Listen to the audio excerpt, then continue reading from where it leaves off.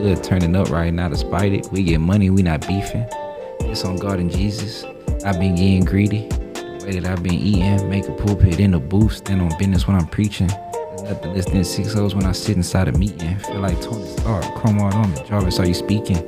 Walking through the spot, people staring cause I'm reeking. Only 24 don't trip cause I ain't nowhere close to peaking. I get paid to play in games our fans hardly ever see it. Alright, it wasn't supposed to go like this, but I keep getting richer. Merely like Lil Weezy, I might pop out with a Richard. Call faster, bitch, bad, assassin, she don't listen. Chill out, I've been tripping. Medicine prescriptive. Remember, I was broke, but ran this bag up in an instant. On the road to riches, woo, when did I been sprinting? I been shine my blinded nigga, got my haters squinting. Dollars in my pockets, old beats got me out here limping. Fuck. Alright.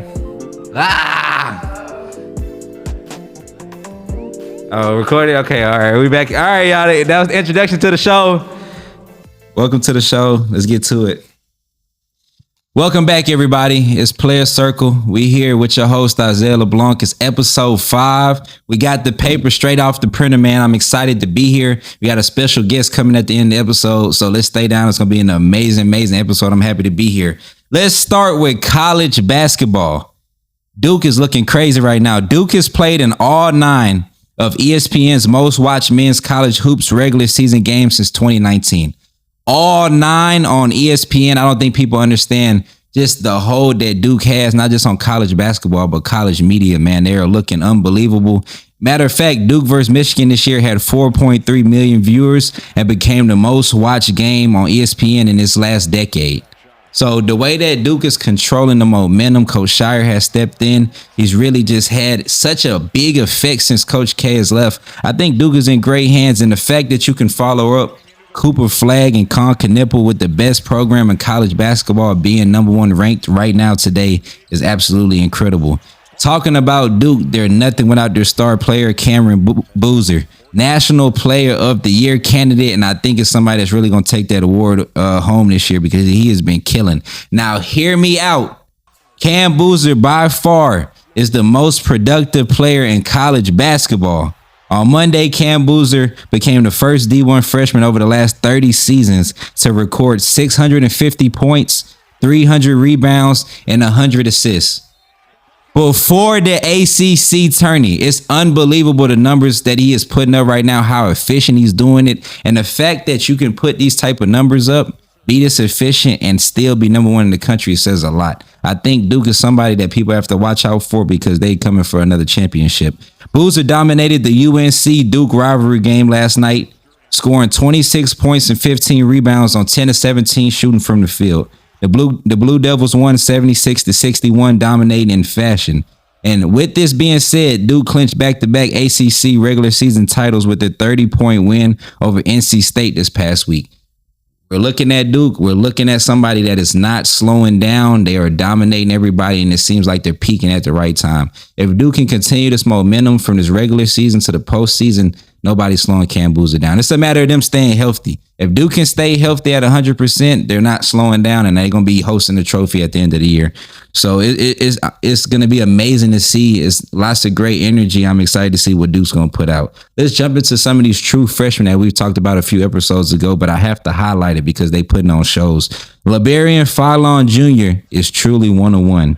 The only player in the country who is averaging 21 points per game and 4.5 assists per game while shooting 50% from the field.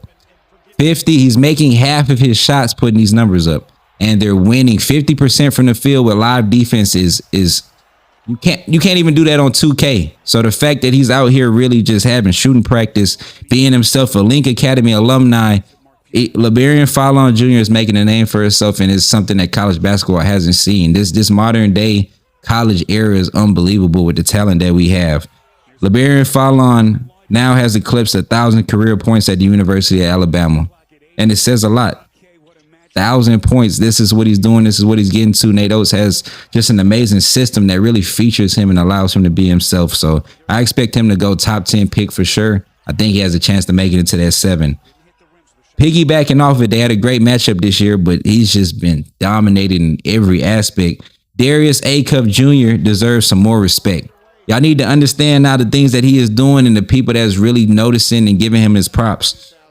He's the second Division I or NBA player in the last 30 seasons to have a game where he scored 45 plus points. Listen, grabbed 5 plus rebounds, dished out 5 plus assists, had only one turnover or none, and played the entire game. He's one of 2 players.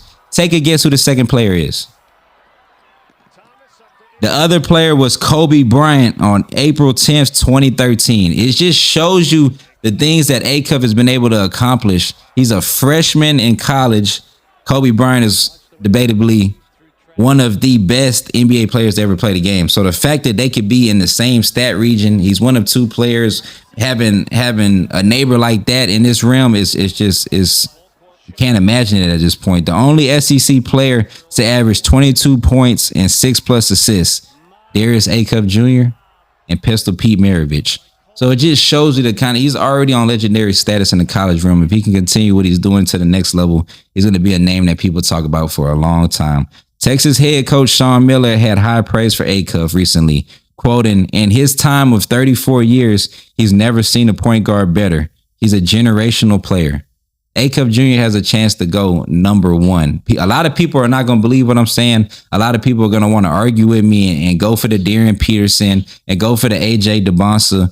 But honestly, I'm telling you, A-Cup has a chance to go number 1 if the right team gets a pick and he can get it out." Let's turn on to BYU. AJ DeBonsa said in a recent interview, despite wanting to go number 1 in the NBA draft, he might not leave college. Is he serious or is he capping?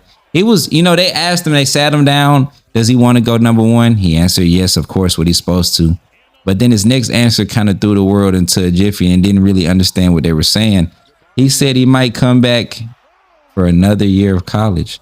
Now, is this cap or is this something that is really going to be an option for players like him, Darren Peterson, A-Cup? If these schools can come with 10, 15, $20 million in NIL money, am I in a rush to leave this and leave a college experience to go to an NBA team where I'm going to be fighting for a spot every day? I'm going to be somebody that's coming off the bench trying to prove myself, or I can be a superstar and make just as much, if not more money.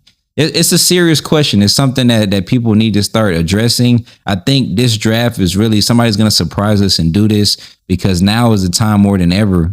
Go while your name is hot, not just to the NBA, but go get marketing deals. Go get an understanding for yourself. Go understand your value and work yourself into a college realm. I could build myself. If I'm a $5 million player my freshman year, my junior year, I could be a $25 million player. If you do the right thing and perform on the right stages at the college level, it's going to be people that seek out longevity in college basketball. And maybe AJ DeBonsa or one of these star players is the first to really do it. AJ DeBonsa is making a serious case for the number 1 pick in the 2026 NBA draft. The 6'9" BYU star is averaging around 25 points per game while dominating with elite scoring, athleticism, and versatility. With scouts alongside Darren Peterson and Cameron Boozer saying that they're in the battle for the top spot on the draft boards, everybody should be watching closely while DeBonsa has separated himself and is in the top tier space, really putting on. It's going to be interesting to see what they do if they decide to stay in college, if they decide to go, and who's going to be the number 1 pick. But we have to continue to just wait, see. Hopefully the postseason delivers some great action-packed games. Kansas has now been in 15 top 10 games in Allen Fieldhouse, where Kansas wasn't the higher ranked team in the Bill Self era. 15 games where they were playing somebody that's better in the nation, somebody that's higher ranked than them. 15 games in Allen Fieldhouse under Bill Self's era. The record is 15-0. Bill Self has been standing on business. When I tell you Bill Self is not playing with nobody, Bill Self is standing on business right now. And Kansas has also had a perfect 41-0 record at home on Big Monday under Bill Self. Again, on business, 10 toes. I think Kansas has a chance to surprise people. Do I think they're going to win the national championship over Duke or some of these people that's really just been candidates all year long? No. But Kansas has a chance. If Darren Peterson can play at a high level, if Bill Self can get these guys going at the right time, they can make a real run. And if everybody can stay healthy, I think they can make the Elite Eight, if not the Final Four, and really do something. Darren Peterson told media, again, like AJ DeBonsa, maybe one more year, I might run it back. We have to credit it. It's something that's real, something that we're going to revisit here at the Playaz Circle. But if we have 2 of the top 2 picks saying that they might stay in college, something we need to take serious. Does it hurt or help this year's NBA draft with them saying that they're going to go and leave or possibly stay in college? I don't think so. I think this draft is so loaded with Flemings, with A-Cuff, with all the different guys and the different talents that we have coming into the draft. I think it's okay if one or two guys decide they want to stay in college and really run a bag up. So I'm interested to see. It's going to definitely play out. You know, some guys that can stay that would be the number one pick. Other guys move up in the draft board. So I'm interested to see what goes on there. Well, let's transition into the University of Houston in H-Town with it. Representing always, Kingston Flemings recently set Houston's freshman scoring record at 457 points and counting. We talked about Flemings plenty of times. U of H system, Kelvin Sampson, the things that they've been doing for H-Town, man, has been beautiful the last few years. But Kingston Flemings has been really carrying this team this year. Flemings is guaranteed a top 10 pick simply because Houston's system breeds competitors. Every year they put a guard into the NBA and somebody that's being successful and really getting a chance to show out because of where they come from, who they are, the DNA, the things that U of H teaches you as a competitor, as a player, and as a man is definitely showing up in these guys' career. U of H is on its 11th straight 20-win season, reassuring dominance in every changing college landscape. So it's something that we just said. Kelvin Sampson has learned his niche. He's learned what works for him, what system is really going to benefit him as a coach and his players as competitors. And it's something that's really, really showing and has really been showing out. So I'm interested to see. We'll be back after this commercial break with NBA. College is looking interesting, man. Let's see how it plays out and circle back next episode. I'll see y'all in a second.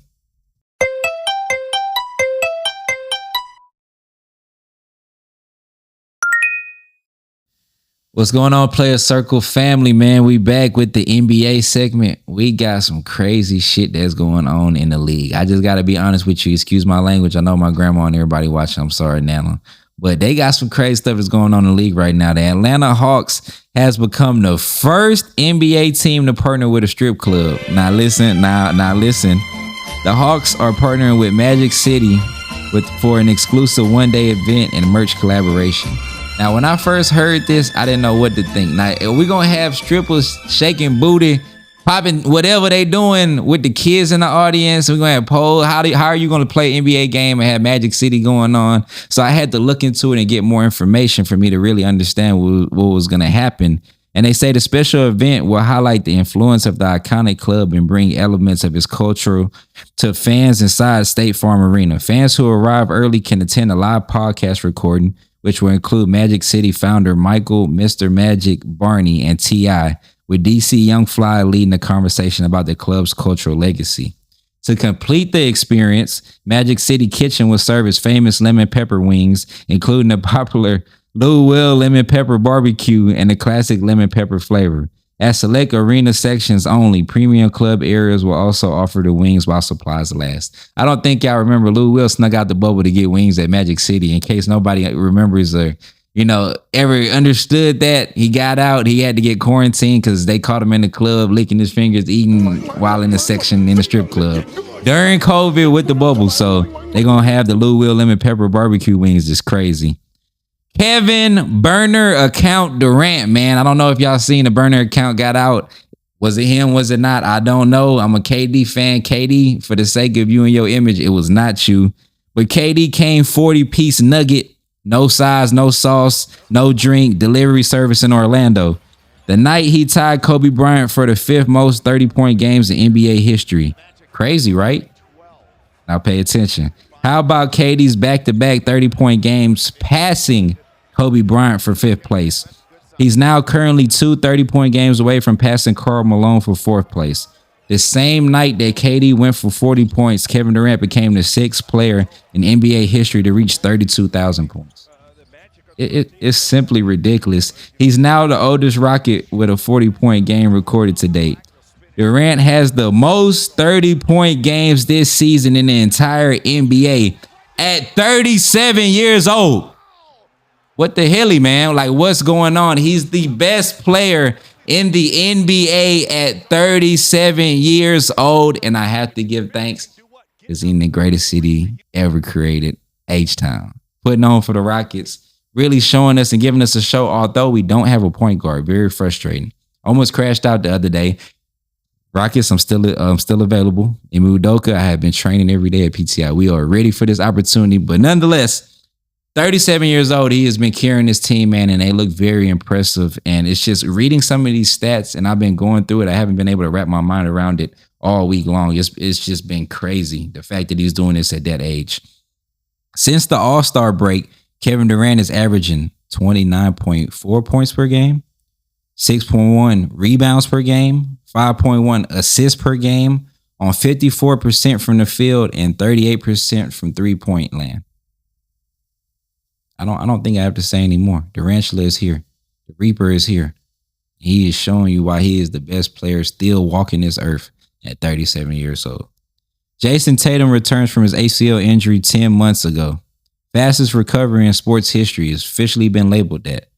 In his first game back, Tatum played limited minutes but still made a big impact, finishing with 15 points, 12 rebounds, and 7 assists. Was it too soon for his comeback game? At first, when I first heard it, I thought he was absolutely crazy. I thought everybody was insane. ACL is something as a career-ending injury. So the fact that he's come back the fastest ever in sports history and only took him 10 months to do so, to play in a high-level, high-competitive NBA game, scared the living shit out of me. Because I don't know, is that great for his career? Are we trying to prove a point? Is it the ego? Is it the love for the game? At the end of the day, you have to be smart about this thing. But they expressed, the Celtics, everybody in his circle, when Jason said he was ready to get back on the court, he was going to get on the court. And they just dropped a beautiful documentary about his process. He came out and did not disappoint. A double-double first game back, flirting with a triple-double is truly impressive, being out for 10 months with ACL injury. So salute to Jason Tatum. I think, Celtics have a chance to continue to figure themselves out, but Jaylen Brown has been himself. You got to let him rock and be a supportive cast, but Jason Tatum is getting back to who he is. Anthony Edwards is truly evolving. 40-point statements. Carmelo Anthony said he thinks Ant is the best player in the NBA. He has the charisma to carry the league.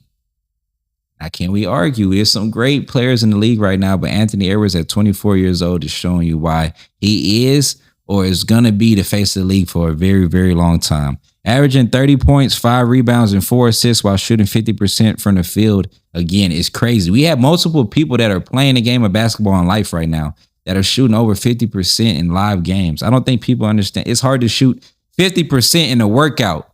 Live games over multiple days, almost making half of the shots that you take is crazy on any level. He's taking Ubers after practice so he can stay and play one-on-one with teammates. And he seems to be in a really motivated state right now, and his best is yet to come. If he can continue this work ethic, continue this improvement and his love for the game at 24 years old, imagine when he's 30, 32, 34, and he's really into that vet stage, and he's really just cultured and understanding what he wants to do. He's going to be dangerous for the years to come. Wemby is looking unstoppable right now. A few days ago, Wemby posted 38 points, 16 rebounds, and 5 blocks to beat the top-seeded Detroit Pistons. Despite playing 627 fewer NBA games, Victor has already passed Nikola Jokic in career blocks. Like what? Like, that doesn't even make any sense as I'm reading it. It's still, ridiculous. As a Spur, Tim Duncan played 1,392 games to have 5 40-point games. Wemby has only played 156 games and now has 6 40-point games. 1,000+ game difference. The fact that he can do this at this rate, he's going to set, if he can play for a decade, I think he's going to set records that nobody will ever be able to catch, because this is just unbelievable reading it. Does Wemby have a ceiling in today's NBA? History is going on in San Antonio, and I'm not just talking about the Alamo. Wemby is honestly just putting on, man.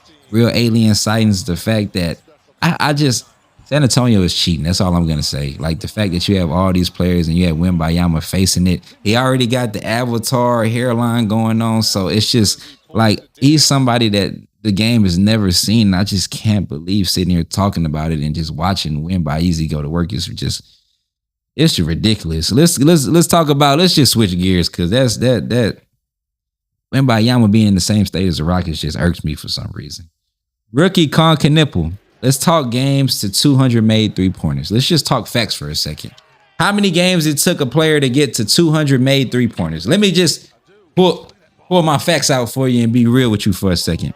It took Ray Allen, one of the best shooters in the game, 131 games to get to 200 made three-pointers. Stay with me. It took half of the Splash Brothers, Klay Thompson, 101 games. It took the greatest in-game shooter in general, to ever walk this earth, Stephen Curry, 99 games to reach 200 made three-pointers. It took Con Knipple 58 games. The greatest shooter to ever walk this earth had almost 100 games to get 200 made. Con did it in almost half. He's broken a record for the most three-pointers made in a rookie season with 207 threes and counting. He's second behind Cooper Flagg in points scored this season amongst rookies at 19 points per game. He leads in total points scored amongst rookies with 1,169 points and counting. He's third in rebounds and third in assists amongst all rookies. And with LaMelo Ball and Brandon Miller, Con adds the gas needed for Charlotte to go further than it's ever been. Con Knipple is somebody that is going to get paid in the future, and he's having one hell of a rookie campaign. Guys, I appreciate y'all coming with me to have a great episode. I'm ready to get into mental health with one of my guest stars that I can't tell you who he is, but you will hear in a couple minutes after commercial break. I appreciate y'all. I love y'all. We'll be back to recap all the things we've been over today, and I can't wait to see y'all in the mental health segment. Y'all take care. It's your boy, Isaiah LeBlanc. Playaz Circle family, what's going on, man? I'm back with our first ever co-host, man, guest appearance star. You know, my guy, Sky Rain. What's going on, Sky? You all right? Yeah, I'm chilling. Just glad to be on the show. Appreciate you for having me. Already, man. It's good to have you. We here with our mental health segment, man. Me and Sky have, how long you would say that we known each other, man, and been around each other? Going on 5. It's been a minute, huh? 5, 6 years. When I met you, man, you was 5'11". You remember that? I remember. Going through my boy 6'7" now. You know, we doing we doing what we do, and we back with mental health, man. It's important, you know. Me and Scott, through our relationship, growing over the years, maturing. That's one thing we've always talked about. Scott's been training with PTI for, like you said, 5 years. Really, somebody that believed in what we're doing, believed in the process. And me and my father, has been a beautiful journey. But it's just, it means something to be able to see you going to your own, man. Seeing you from 8th grade summer to graduating and having a historic senior season that you did, man. Like, it's not talked about enough, and people need to really understand from your perspective, you know, just that roller coaster, man, the stuff that you've been through. It's inspiring. It was inspiring me to see it, to see you overcome firsthand and share that experience with you. So, I mean, just talk about, you know, your senior year, you know, transferring, going into what you did and how you persevered and, you know, where you are today.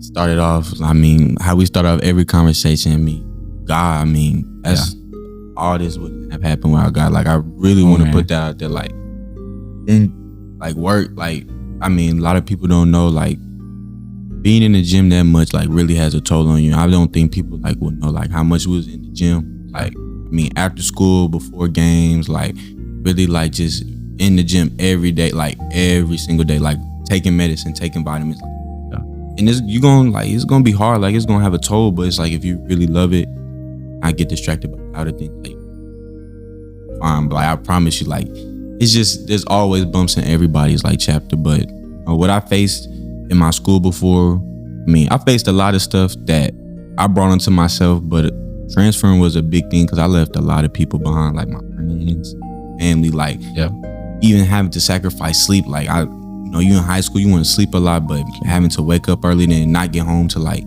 some nights 10, 11, like, it was hard. But I mean, I just realized, like, what do you want to do? And the goal was to go to college for basketball. And we're gonna be honest, like, right here, like, no, like, that was the only goal. Like, but really, like, asking them every day, am I gonna make it to college? Am I going, like none of that, like, everything that came with it, like, was a blessing. Like, I would truly, like, it really was a blessing, like, overwhelmed, like that. So I'm thankful for, like, all that had happened, but I'm just glad I had a great support system in my corner for real, because I don't think I would have, like, made it without Coach Mike, Zay, Miss Dora, Grandma, you know, I don't think I would have made it this far without y'all. And plus my family and Stafford, the community of Stafford, they pushed a lot. It's beautiful to see, bro, just to hear you talk, like, I can't even speak up when you speak and express yourself because I'm so proud of you, bro. And I got to give you your flowers. Like, people didn't see them hard nights. People didn't see them long conversations. And I remember we had months and months at the gym where we used to break down and cry out of frustration.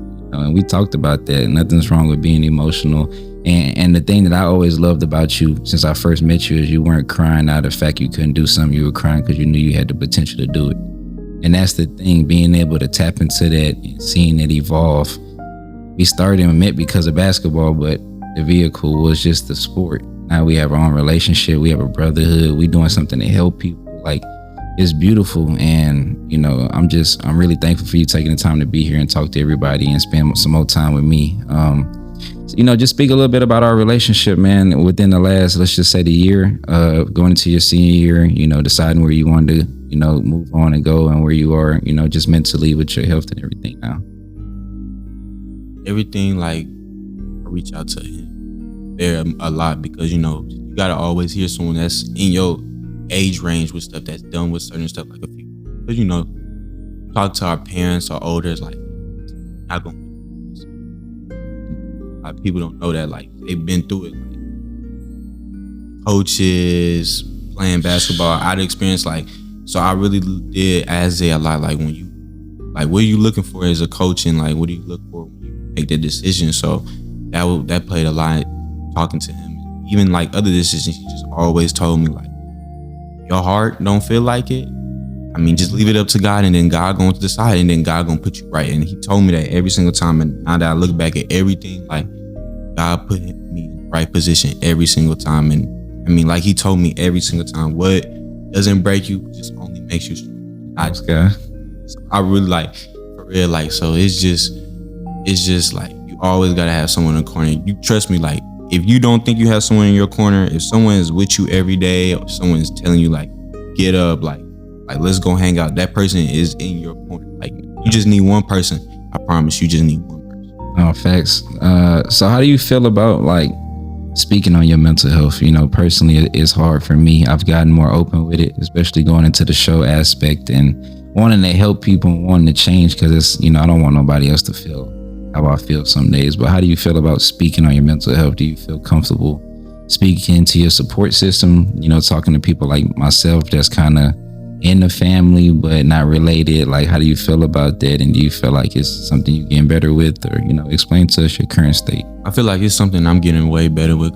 Freshman, sophomore year, I didn't want to talk to no one. But my junior year, I really had to open up. Because all the stuff I was going through, I had to open up. Like he said, I used to, I ain't gonna lie, like, he down playing, like, I used to have, like, real breakdowns in the gym, man. Like after workouts, like, I had a good workout, and I'm tired. Like, I'm like, bro, like, when is it gonna come? Like, just when is it gonna come? I'm talking about crashing out, like, boy. Real, like people who know me, they know. Like, people who know, they, like, if you've been in the gym, beating the wall up, crashing out. So it's just like, talking about it does help a lot, like, I promise you. But you don't have to, like, go to the specialist. Like, you can just talk to someone that you trust, like cousins, family. Like you don't always have to go to your parents, like, for everything. But it's always good to go to them, because those are the people that are gonna love you. So it's good for them to.